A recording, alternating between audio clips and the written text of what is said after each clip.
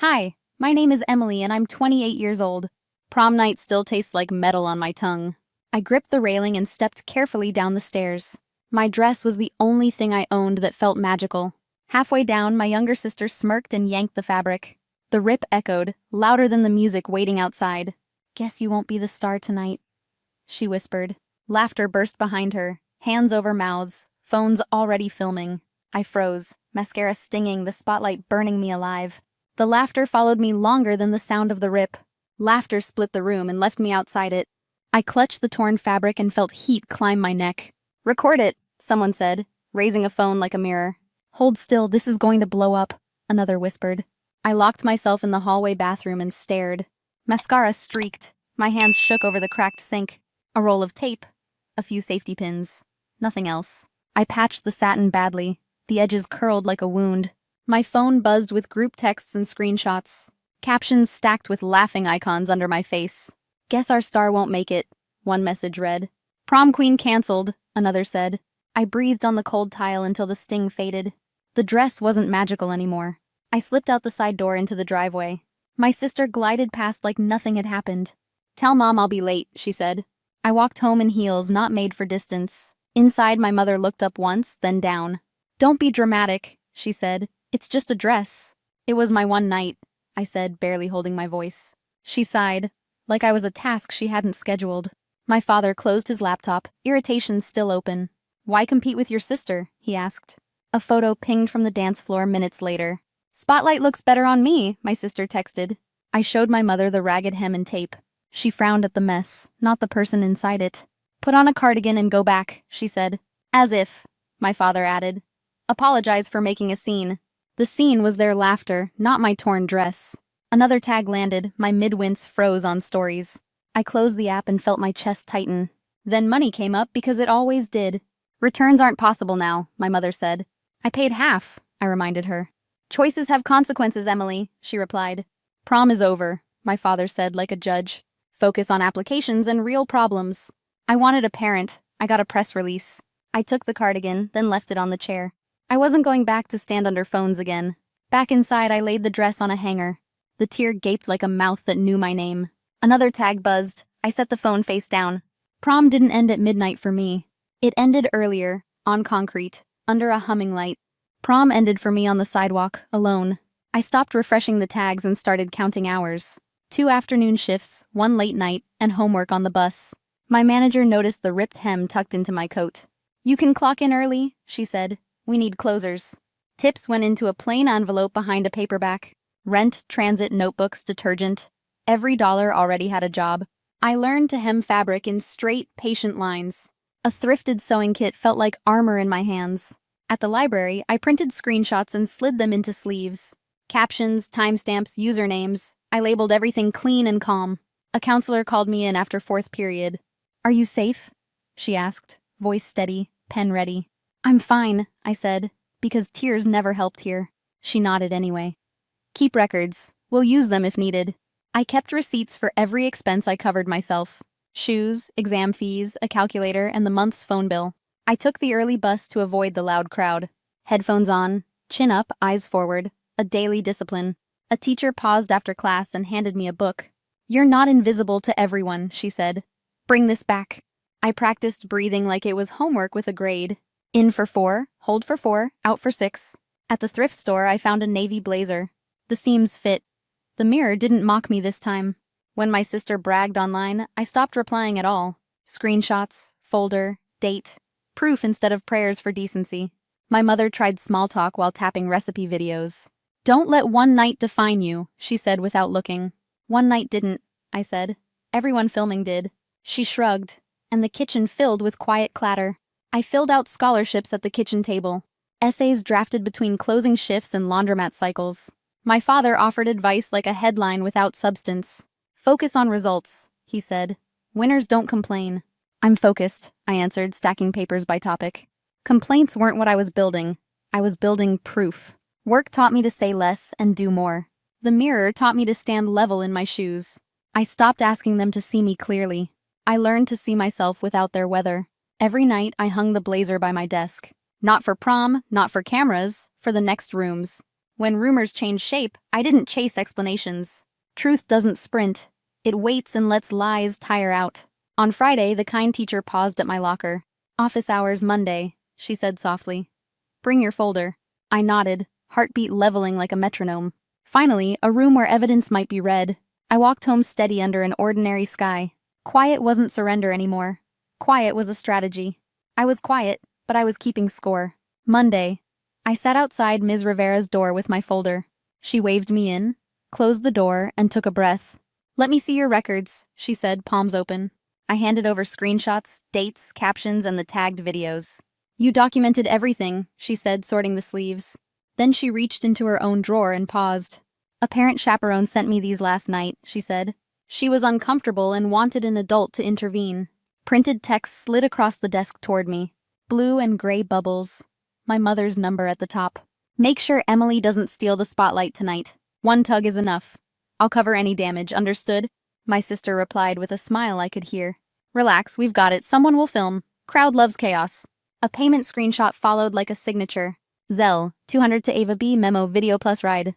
My mouth went dry. The room tilted a little. It wasn't just cruelty.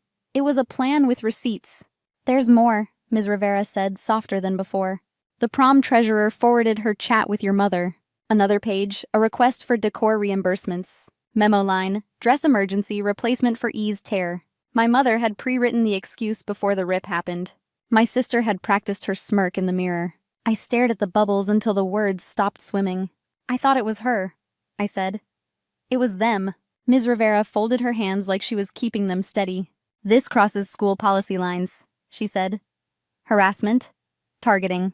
"I don't want a circus," I managed, hearing my own breath. "I want the truth on paper, not a hallway war."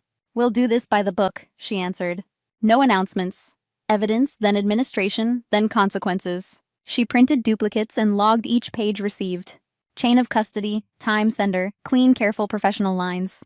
"Do you want me present when you speak at home?" "No," I said. "They don't listen when witnesses aren't on payroll." She nodded once like she understood that language. "Then take copies. Keep one elsewhere, not in your house." I slid her pages into my folder beside my own. 2 sets of facts, finally pointing the same direction. On the way out, I passed the trophy case. Crowns gleamed under fluorescent light like props from a joke. Outside, the sky was clear and unremarkable. Clarity often is, right before it changes everything. I texted my sister 3 words. "We need to talk." She replied with a heart, like this was still a game. It wasn't a game anymore, and I wasn't a prop. They wrote a script, and I finally had the annotations. The betrayal wasn't just hers, it was theirs. Thursday after last period, I requested a meeting. Principal Shaw, Ms. Rivera, the treasurer, a chaperone, and my family. I set my folder down. No drama, just records. "Make sure Emily doesn't steal the spotlight tonight," my mother wrote. "One tug is enough. I'll cover any damage." My sister replied, "Relax, someone will film." "Payment? 200. The treasurer cleared her throat. She wanted a fake reimbursement. The memo already said, "Dress emergency, replacement." I looked at my mother. "You called it just a dress. You paid to tear it, then rehearsed the excuse." She told the principal, "Teen girls joke, you're misreading tone." Principal Shaw tapped the screenshot. "This is targeted harassment." My sister shrugged. "Everyone messes around." "It was serious when my name trended at school," I said. Ms. Rivera slid the chaperone's statement across. "I saw the plan," the woman said. "I regret not stopping it." Principal Shaw folded his hands. "Here's what happens. 2-week suspension, loss of roles, written apology." He turned to me. "Counseling referrals? Help reporting posts?" "I'll take both," I said. "And I want a formal record." My sister's voice dropped. "We were just having fun." "Fun that needs a target, payment, and a camera isn't fun," Ms. Rivera said. My mother tried honey. "Family should handle this privately." "Private," I said, "is how you kept doing it." She flushed. "I was protecting your sister from comparison." "You paid to compare us in public," I answered. Principal Shaw added a final note. "Any retaliation triggers district discipline. We're done." Outside the room, I faced my mother and sister. "You taught her humiliation is currency," I said. "You funded it." "Be reasonable," she said. "You're overreacting." "If I were reasonable," I said, "you'd still own my silence." My sister whispered, "I'm sorry," without meeting my eyes. "Sorry she got caught," I said. "Not sorry she did it." I showed my phone, an email draft with terms. "School handled policy. I'll handle restitution. Delete the videos and posts, apologize publicly with the truth, and reimburse what I covered: exam fees, shoes, phone. For once, my mother had nothing ready. She stared at the floor.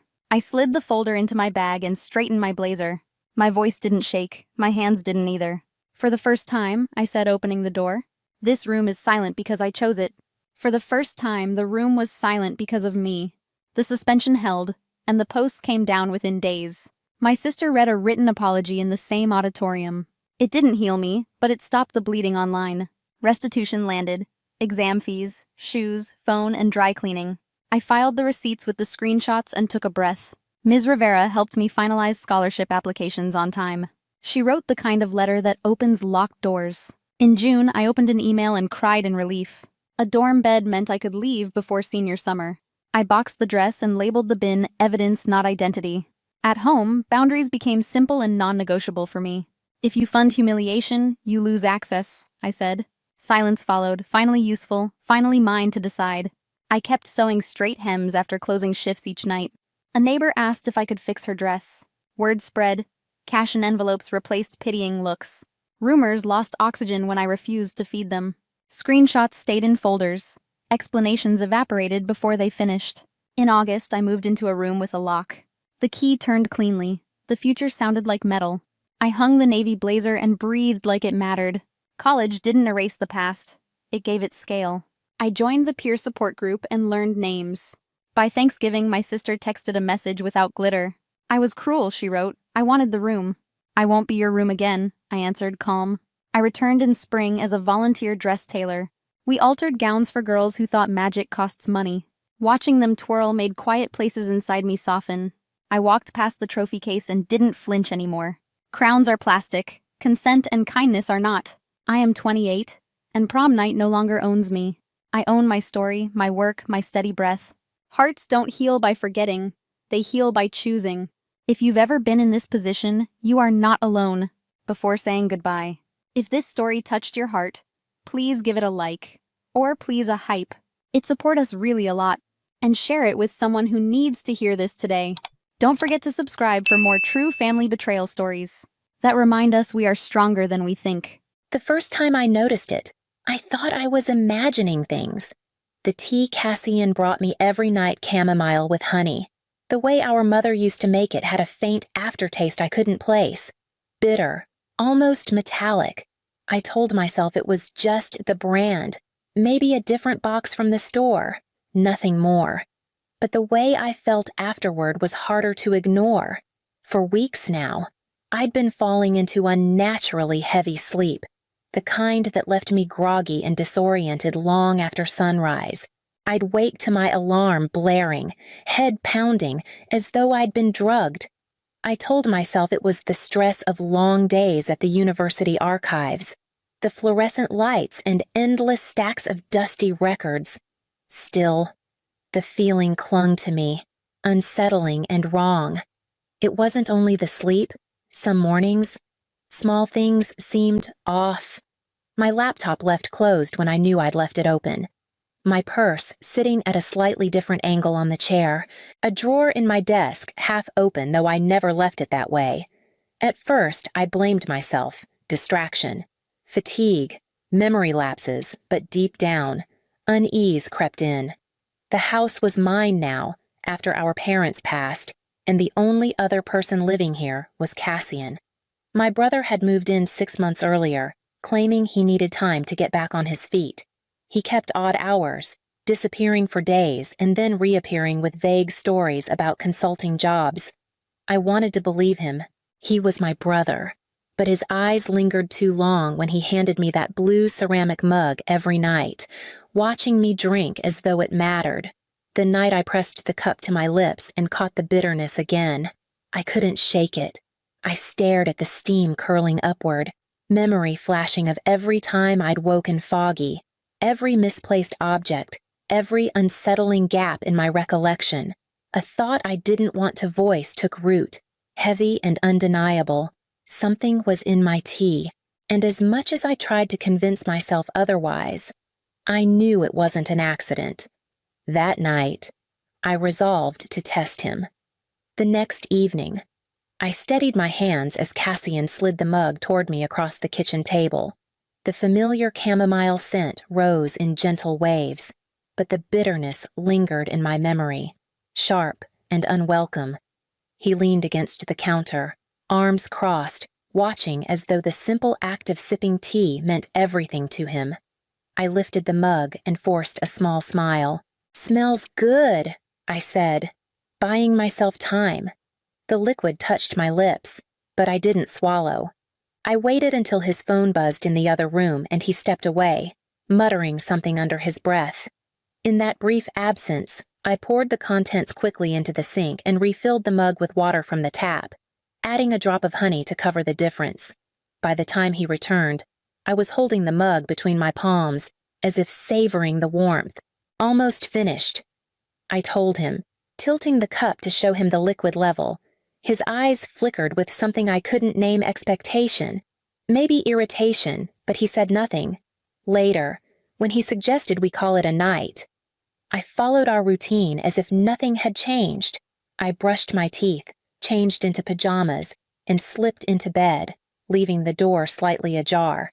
My body pulsed with adrenaline, but I forced my breathing into a steady rhythm, deep and slow. Minutes passed. Then Cassian's footsteps creaked up the stairs. He lingered in the doorway, whispering my name. When I didn't respond, he came closer, bending low. I felt his fingers brush my eyelid, lifting gently, testing for resistance. My heart hammered, but I remained still, satisfied. He straightened and left the room. A moment later, faint voices drifted from below. His tone was low, clipped, almost unrecognizable. There was a sharpness to it, a precision that didn't belong to the brother I thought I knew. I lay frozen under the covers, realizing the test had worked. Cassian truly believed I was unconscious. The farmhouse had always carried familiar sounds, the sigh of old beams settling at night, the wind scratching against the siding, but now every creak sharpened my nerves. I lay stiff beneath the quilt, eyes narrowed just enough to trace Cassian's shadow as it shifted across the bedroom. He didn't pause near the bed. Instead, he crouched in the far corner by the window, the place our father once took pride in finishing with hand-sanded oak planks. At first, I thought he was searching for something dropped, but then I heard the faint scrape of metal against wood. I dared a glance. In his hand was a narrow pry bar, one he must have smuggled upstairs without my noticing. With practiced precision, he wedged it beneath the boards and levered them up, each movement controlled, silent. My breath caught. He had done this before. The plank lifted smoothly, revealing a cavity beneath. Cassian reached inside and drew out a metal box, dull with age but locked tight. He rested it on the floor and opened it with delicate care, as though its contents were sacred. Even from the bed, I saw the thick bundles of cash, edges crisp and new. He set them aside and withdrew a neat stack of passports. Not one, but several, each bearing his photograph under different names. My stomach twisted. The next items were photographs, spread across the floor with eerie precision. Women stared back in grainy images, some captured in daylight, others under the glare of street lamps. All of them bore a resemblance: dark hair, similar build, mid-30s. None of them were me, yet every face made my pulse quicken. Were they strangers he had followed, or women who once trusted him, as I had?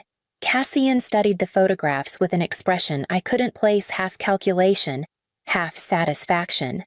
A faint smile tugged at his mouth, one that belonged to someone I didn't know. Slowly, he replaced everything into the box, set the plank back in place, and pressed it flush with the floor.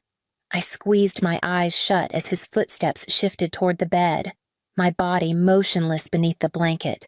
Inside, the truth thundered. My brother had carved a secret life into the bones of our childhood home, and I had just seen the proof. Sleep never came to me that night. I lay rigid in the dark, my mind spinning back through every oddity I had brushed aside. The laptop left warm on mornings when I was certain I had shut it down. The purse that never seemed to sit exactly where I'd placed it.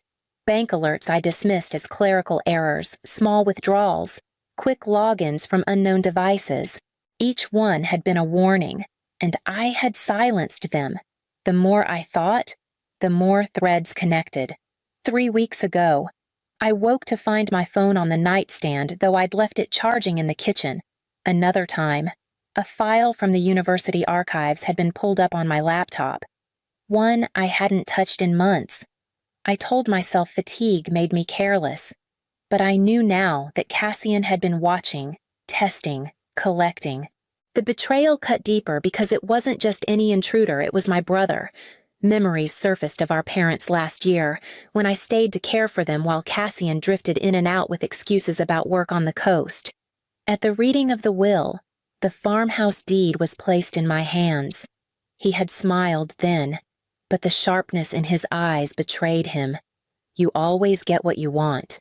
Ilyana," he'd muttered afterward. "The house should have been mine." I'd laughed it off at the time, unwilling to admit how much resentment pulsed under his words. He was the eldest, yes, but he had been absent when it mattered most. I never questioned why our parents entrusted the farm to me. I believed Cassian had moved on, that he only needed a place to steady himself, but watching him unearth a box of cash, passports, and photographs proved otherwise. This wasn't simply about old family bitterness or wounded pride. Something larger was unfolding, and I was caught in its center. I sat upright the next morning, dizzy with the weight of what I now knew. It was no longer possible to dismiss the signs. I needed someone outside these walls to hear me, to see what I had seen, before it was too late. By the time I arrived at the university the next day, my nerves were stretched so thin I could hardly keep my hands steady on the steering wheel. The farmhouse felt dangerous now, each creak of wood carrying Cassian's shadow. I needed someone who wouldn't dismiss my fears as stress or paranoia. That someone was Corinne Latham. We'd met years ago when she took a part-time job in the archives while working toward her paralegal license.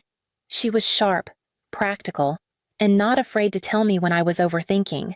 If anyone could help me untangle this, it was her. We sat across from each other in a small cafe near campus.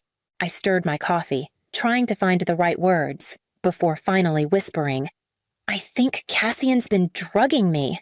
Corinne froze, her spoon clinking against the saucer. "Drugging you, Ilyana. That's serious.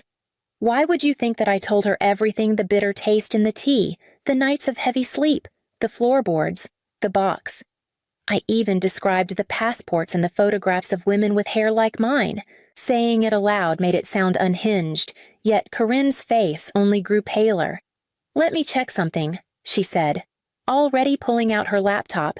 Over the years, she'd developed a knack for digging into public records. Within minutes, she was scrolling through employment databases. "Cassian told you he consults in Portland." "Right." I nodded. She turned the screen toward me. "There's no record of him ever being employed by that firm. Nothing under his name. And when I ran his social security number, it didn't match correctly in the system. It's flagged as inconsistent." I felt a chill that had nothing to do with the cafe's draft. So he's lying about his job. And maybe about more than that. Corinne leaned closer, lowering her voice. "Ilyana, you need evidence. Real evidence. If you go to the police now with just suspicion, they'll brush you off. But if you can show what he's doing, photos, recordings, documents, then they'll have to listen." Her words settled over me like a command. Proof. That was the only way forward. That night, I returned to the farmhouse with a plan already forming in my mind. That evening, I moved through the house with deliberate calm, though my heart thrummed with every step. Cassian hummed faintly in the kitchen as he prepared the tea, the same ritual he had perfected for weeks. I excused myself to my room, slipping my phone onto the dresser angled toward the bed. I checked the red recording light twice before forcing myself to breathe evenly. Proof that was the only word echoing in my mind. When he entered with the blue ceramic mug, I accepted it with a practiced smile. I lifted it to my lips, letting a trace of the liquid touch my tongue before lowering the cup again. The bitterness was still there, undeniable. I murmured that I was tired and set the mug down half empty. He seemed satisfied. I lay in bed, feigning drowsiness until I could no longer hold my eyes open. This time, though, the camera watched with me.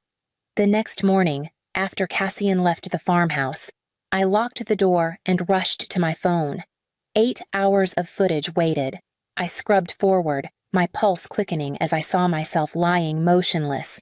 The picture of sleep. At midnight, Cassian appeared in the frame. He stood over me for a long moment, calling my name softly, then shaking my shoulder. My body never stirred. He smiled. I watched him cross the room, lifting my purse from the chair and emptying its contents onto the desk. He photographed my driver's license, scribbled numbers from my bank cards, even unfolded slips of paper with passwords I kept hidden. When he moved to my laptop, my stomach turned. He opened it with ease, typing quickly as though he already knew the password. Near 3 a.m, he made a call, pacing near the window.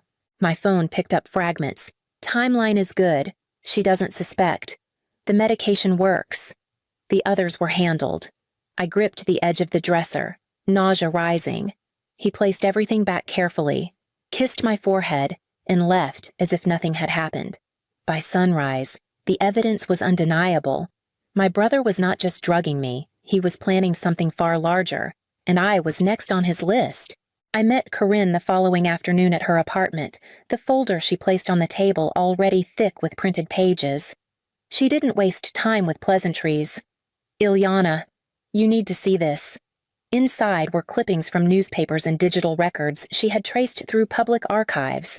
The first was from Seattle, a woman in her 30s, brunette, gone without a trace 2 years ago.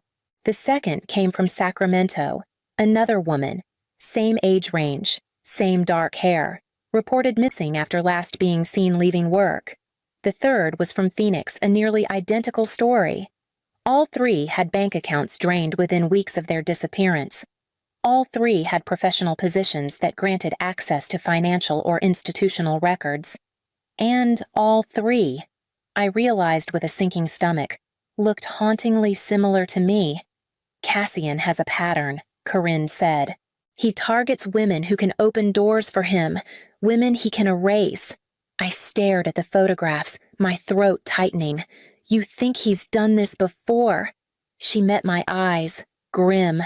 "I think he's done this more than once, and I think you're next." The words rang like a verdict.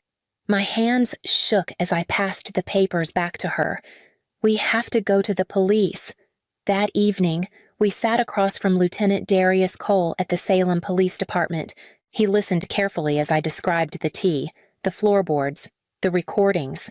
Corinne slid the folder across the desk, her research neat and damning. Cole leaned back, folding his hands. "This is troubling, but it's still circumstantial. What you've given me shows suspicion, not intent. To make an arrest, we need direct evidence of a crime about to happen or happening." My chest tightened, so I just wait. Pretend to drink what he gives me until he slips. Cole's expression softened. "I know that sounds unbearable. But if your brother is planning something, catching him in the act is the only way to stop him for good. We'll position officers nearby. You won't be alone." The weight of his words pressed hard on me. Proof meant playing dead a little longer, while Cassian carried out whatever plan he had been crafting in the shadows. That night, as I returned to the farmhouse, the decision was already carved into me. I would lie still until he revealed everything. The farmhouse felt colder than usual that night, though every window was shut. I followed the routine as if nothing had changed. Tea on the table, polite small talk, my feigned drowsiness. Cassian seemed lighter, almost cheerful, like a man nearing the end of a long wait.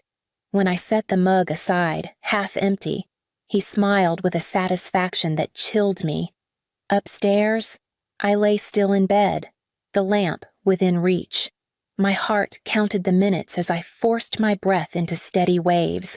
Cassian's footsteps came close to midnight, each one deliberate on the stairs. He paused at my doorway, called my name twice, then stepped inside.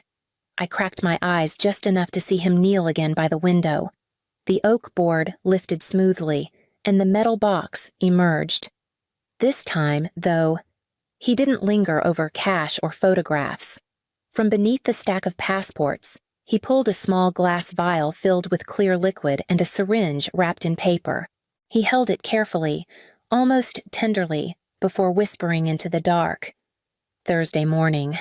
Ilyana. Just one accident. No one will question it.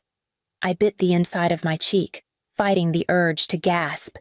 His words were final, rehearsed, already written into his plan.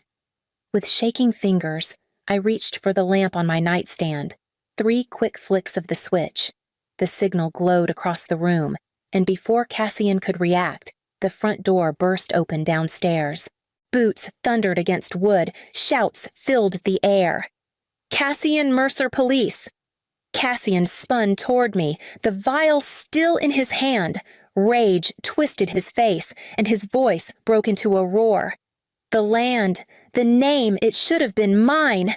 He lunged, eyes wild, but the officers surged in through the bedroom door. Lieutenant Cole struck first, knocking Cassian off balance, while 2 others pulled him to the ground. The syringe skittered under the bed as handcuffs snapped closed, pinned against the floor. Cassian glared at me with a venom I'd never seen. "This isn't over." I pulled the blanket tighter around me, knowing the night had changed everything.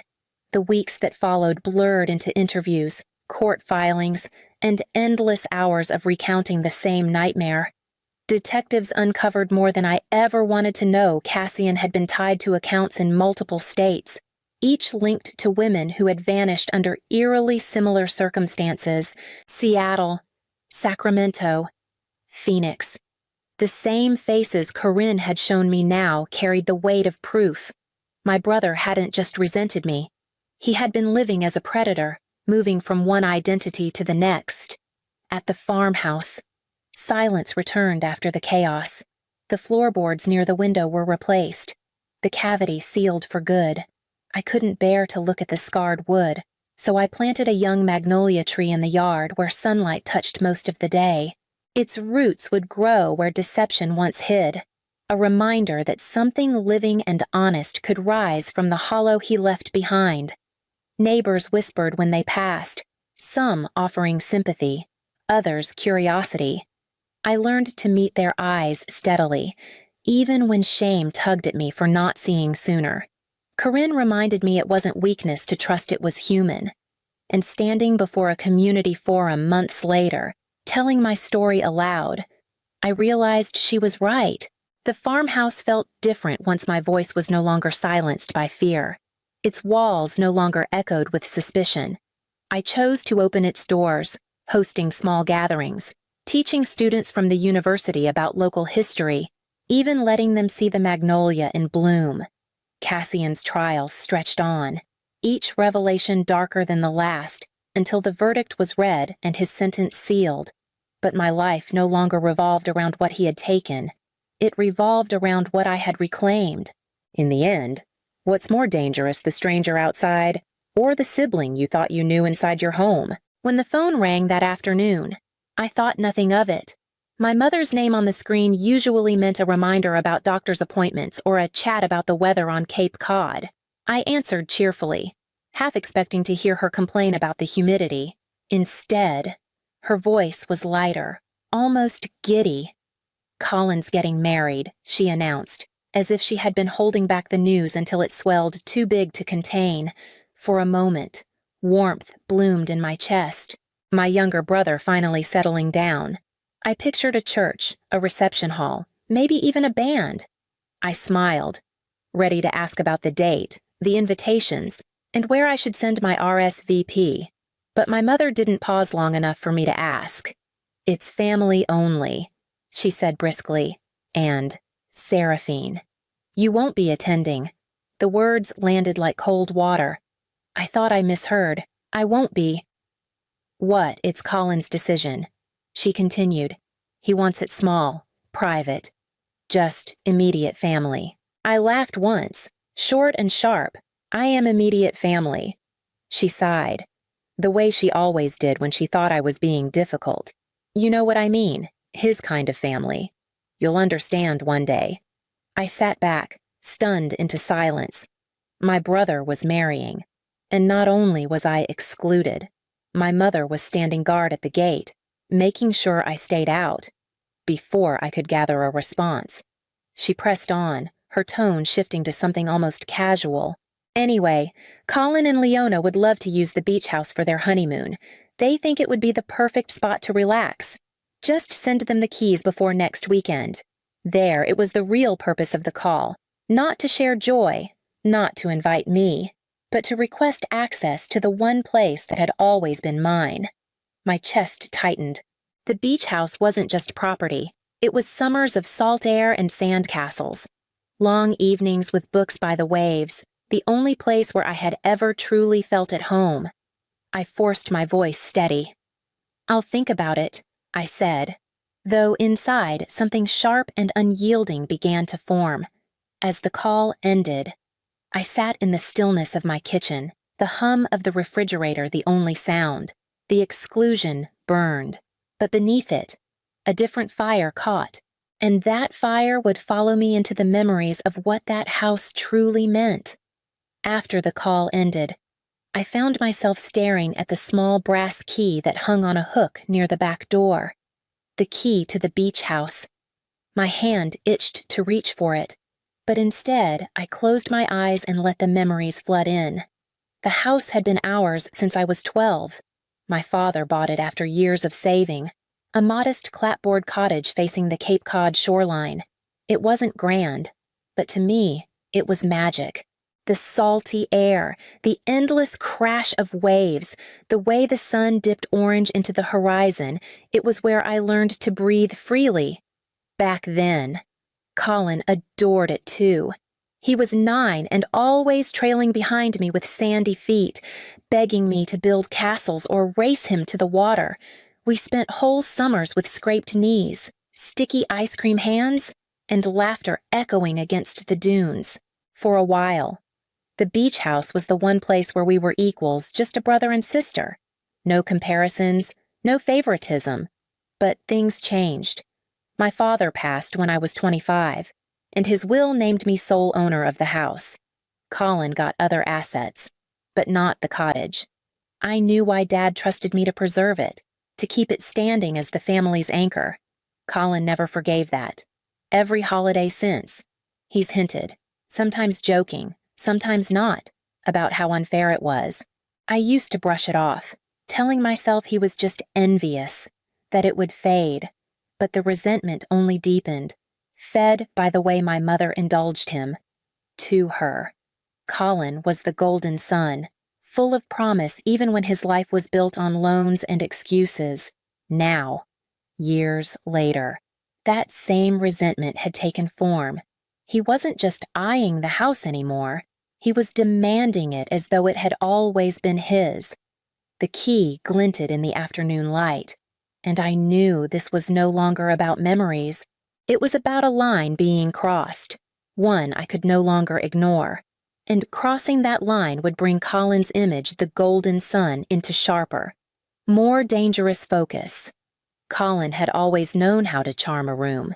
He could walk in late, unprepared, and still leave with praise while I sat invisible in the corner. As children, he was the mischievous one, the rule-bender, the one my mother defended with a soft laugh and a shake of her head. That's just Colin, she'd say. As if those 3 words excused everything. It hadn't changed with age. He floated from one failed business venture to another, always borrowing, always promising the next big thing. Each time he stumbled, my mother called it bad luck, while any success of mine was treated as expected. Nothing extraordinary. I stopped waiting for acknowledgement years ago, but being excluded from his wedding drew the line in darker ink. Leona, his bride, fit the picture perfectly. She came from a respectable family name that had thinned along with their bank accounts. I'd met her once at a holiday dinner, graceful, polite, with a smile that didn't quite reach her eyes. She carried herself like someone who had been taught appearances were survival. It wasn't hard to imagine why Colin had chosen her. She made him look successful by proximity, and he offered her the illusion of stability. Their wedding, branded as family only, was never meant to be small. It was curated, a stage where Colin could stand at the center, admired, while I was written out of the script entirely. My absence would not be a mistake. It would be intentional, an erasure. For years, I had been the quiet sibling, the one who swallowed slights and moved on. But listening to my mother dismiss me so easily, I realized my silence had made it simple for them. I had allowed Colin to become the golden son unchecked, and now, faced with this deliberate exclusion, I felt the quiet begin to break. The sting of exclusion didn't fade. It clung to me like salt on skin, seeping into every thought. For days after the call, I replayed my mother's words in my head, her calm dismissal, her effortless pivot from telling me I wasn't welcome at Colin's wedding to requesting the keys to my house. The cruelty wasn't even disguised. It was casual, as if I were nothing more than a footnote, useful only for what I owned. At first, I carried the humiliation quietly, like I always had. I moved through my routine's work, errands, evenings spent in silence pretending it didn't matter. But each time I reached for a coffee mug or folded laundry, the bitterness returned. My family's story had always been written with Colin at the center, and I had been expected to play the quiet, agreeable sister. For years, I told myself that staying silent was a form of strength, that it proved I was above their favoritism. But now, it only felt like surrender. That night, I stood in my kitchen staring at the brass key that hung near the back door, the key to the beach house, my father's legacy, the one place in the world that had never asked me to shrink or compromise. And suddenly, I understood giving Colin that key without resistance would be the final erasure of me. So when I called my mother back, my voice was smooth, steady. I told her I'd think about it, that I wanted to make sure the house was ready. She seemed satisfied, perhaps even smug, certain I would fall back into my role. But she didn't hear what lived beneath my words, the shift from resignation to resolve. I wasn't going to argue or plead. I was done with that. Instead, I would give Colin exactly what he asked for, wrapped neatly in the form of a gift. Only this time, it wouldn't be the key to my house. It would be the key to his undoing, and with that decision, the silence I had worn for years finally cracked, giving way to something sharper, something that could no longer be ignored. I didn't rush. Acting impulsively was Colin's habit, not mine. Instead, I moved with care, one question at a time, one quiet step after another. If they thought I would simply hand over the keys to my father's legacy, they were wrong. I began with people who had known Colin longer than I had been able to stomach him. A former business partner answered my call with a bitter laugh. Colin hadn't heard from him since he walked out on the restaurant venture. Left me with unpaid suppliers and a lawsuit. I hope you're not calling to defend him. His voice carried no doubt that my brother was more con than entrepreneur. Another acquaintance told me of a failed tech startup, flashy on paper but hollow in practice, funded with loans Colin never repaid. The more I asked, the more the stories aligned charm, promises, and a trail of debt thick enough to choke anyone who got too close. Small-town gossip filled in the blanks. At the market, an old neighbor leaned over her cart and lowered her voice. "I hear the bank is circling. Your brother's been months behind. Lucky he found a woman like Leona, though her family's respectable, or at least they were. Before the downturn, that sent me searching through public records. It didn't take long to find them foreclosure filings on Leona's family property. A series of liens that spelled out desperation in black and white, piece by piece. The picture sharpened. This wedding wasn't about forever love or even appearances. It was survival, stitched together with fragile hope and entitlement. The beach house wasn't chosen because it was romantic. It was chosen because it was stable, valuable, unshakably mine. I closed my laptop one evening with the clear understanding that Colin's honeymoon was never meant to be about waves or sunsets. It was about leverage, about using the one place I still owned outright to mask the crumbling ground beneath him. And if he was willing to stake his marriage on that illusion, then it was time I decided what truth I was ready to place in his hands. Once the pieces were laid out before me, the plan almost wrote itself. I wasn't going to shout, accuse, or beg anyone to listen. That had never worked with my family. They preferred Colin's charm to my reason. So instead, I would do what they least expected, hand them the truth as if it were a blessing. I began collecting court notices downloaded from public records, letters from creditors left unresolved, old articles from local business journals that chronicled Colin's short-lived ventures and the messes he left behind. Each page confirmed what I already knew: his golden image had been nothing but tinsel draped over rot. But I didn't stop there. I included documents about Leona's family as well. The foreclosures and liens that told a quieter story of desperation.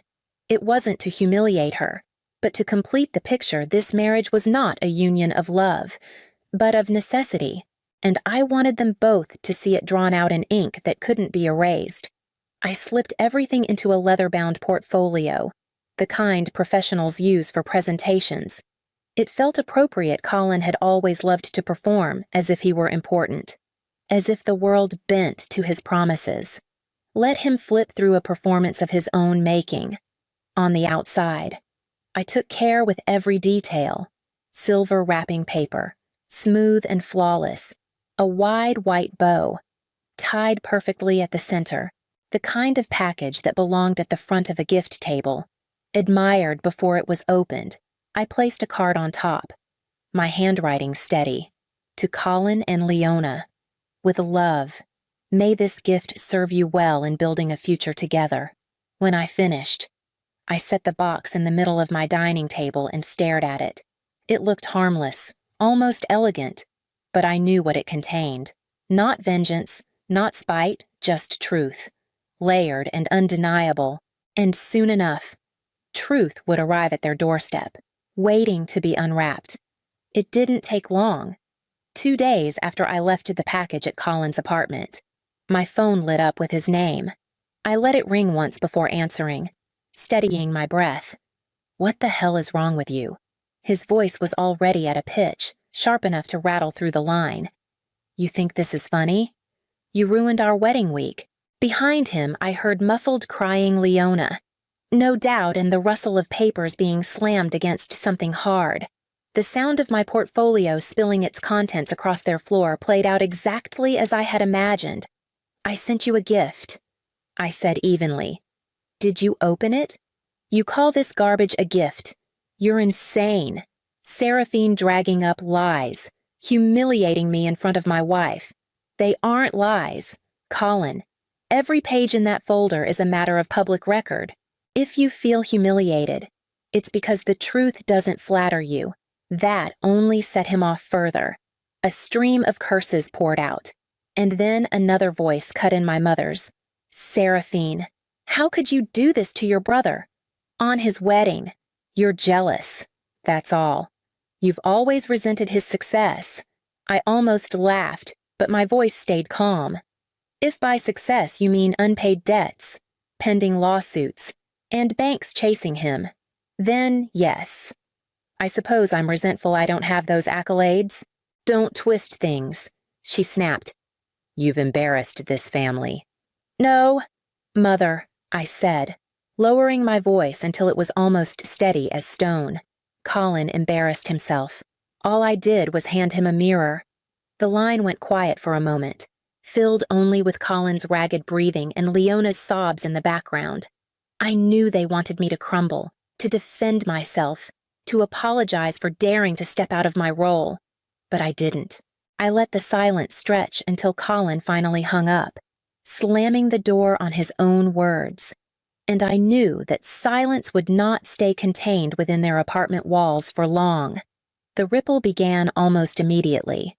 By the end of the week, I overheard murmurs at the library where I worked, neighbors whispering about Colin's debts, the lawsuits resurfacing, the creditors suddenly moving with renewed speed. It seemed that once the documents left the confines of that silver wrapping paper, they found their way into wider circulation. His carefully polished image couldn't withstand the weight of paper trails and unpaid bills. Leona's anger was louder than Colin's. Word reached me through a cousin that she'd stormed out of their apartment after discovering how much he had concealed. The foreclosure notices, the lawsuits, the promises he had made to her about a stable future, all of it lies. She had signed up for a marriage built on appearances, but not for one built on sand. My parents didn't take it well. My mother, especially, walked through town with her chin high, but I knew she heard the whispers. For years, she had bragged about Colin's ventures, his entrepreneurial spirit, the son destined for success. Now those same neighbors looked at her with thin smiles, the kind reserved for someone whose stories had unraveled. I said nothing, not to them, not to anyone. I went to work, came home, tended my small garden, and let silence do what years of my words never could. I didn't invent his downfall. I had simply laid out the evidence. The rest was gravity pulling everything down. One evening, as the sun dipped into the horizon, I walked to the beach behind my house. The waves came steady and certain, washing against the shore as they always had, for once. I didn't feel invisible. I didn't need to speak to be heard, and as the tide pulled back, leaving the sand clean and bare, I understood that some things like reputations built on lies were never meant to stand. The storm had passed, though its echoes lingered. Colin had retreated into silence, Leona into anger, my parents into brittle denial. No calls came, no apologies, only the faint hum of gossip threading through town. For once, I felt no urge to correct the record or explain myself. The truth had already spoken louder than I ever could. One evening, I slipped off my shoes and stepped into the cool sand behind the beach house. The tide had just begun to rise, curling over the shoreline in long, patient strokes. Each step pressed my feet deeper into the earth, anchoring me to a place that had carried me through childhood, grief, and now this reckoning. I thought about all the years I had waited for recognition, some small measure of approval from the people who had always kept me on the edge of their circle. That hunger had shaped me, worn me down, convinced me that silence was strength. But now, standing barefoot at the edge of the water, I realized I didn't need their permission to belong. The beach house was more than weathered wood and glass windows. It was my father's last gift, a sanctuary of summers filled with salt air and laughter, and proof that I could survive the weight of exclusion. They could try to take the keys, diminish my worth, erase me from their milestones, but they could not strip away the ground beneath my feet. I lifted my face to the wind and felt something steady settle inside me. I may never be fully accepted by my family, but acceptance was no longer my currency. Respect was, and respect, I finally understood, was not something they could grant. It was something I claimed. Blood makes you related, but respect makes you family. And as I turned back toward the glow of the house, I knew that I had reclaimed what was always mine.